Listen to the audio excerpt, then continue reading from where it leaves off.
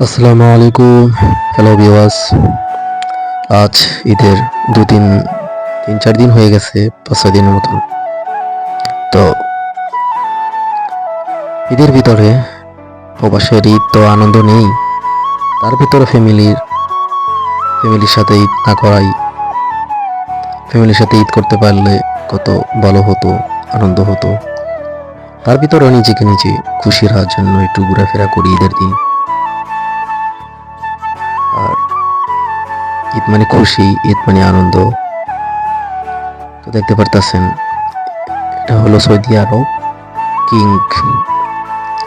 Abdullah king park, Saudi Arab রিয়াতে। এখানে ঘোড়া ওটের উপর ওঠান যায়। তো সেই টিকিট লাগে প্রায় 35 রিয়াল, বাংলা টাকা প্রায় 1500-1600 মতো টাকা লাগে এদেশের রিয়াল। তো এত টাকা দিয়ে উঠবো, তার জন্য ঘোড়ার সামনে গিয়ে ঘোড়ার সাথে একটু ভিডিও বানাইলাম। তারপরে ঘোড়ার সাথে একটু ছবি তুললাম। আমার সাথে আর 2টা লোক ছিল, সেও ছবি তুলছে। অনেকক্ষণ ঘোরাঘুরি করতে করতে এখানে অনেকক্ষণ আসছিলাম। দেখতে পারতেছেন সবাই ঘোড়ার সাথে ছবি তুলতেছে, কারণ টাকার অ্যামাউন্টটা বেশি টিকিটের, তার জন্য আর উঠলাম না। এমপি টিকিট দিয়ে ভিতরে ঢুকছি। ঘুরতে ঘুরতে সন্ধ্যা হয়ে গেল। সন্ধ্যা পর এই যে আরবিয়ানটা এখানে কনসার্ট, আরবিয়ানটা ঈদের সময় একটু আনন্দ উদযাপন করে এখানে লাগে। বাঙালি যারা পরিবার নিয়ে আসে, ফ্যামিলি ঘুরতে নিয়ে আসে, এখানে ঘুরতে আসে।